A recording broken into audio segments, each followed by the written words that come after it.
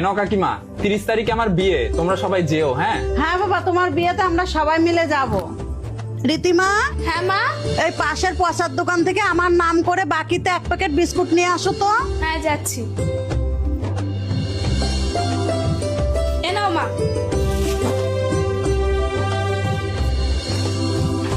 আচ্ছা তোমরা বাবা বসো, আমি তোমাদের জন্য একটু চা বানিয়ে নিয়ে আসি। আচ্ছা ঠিক আছে।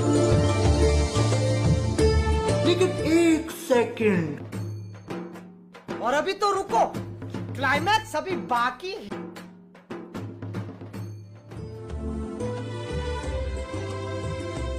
এ নাও বাবা, চা খাও। হ্যাঁ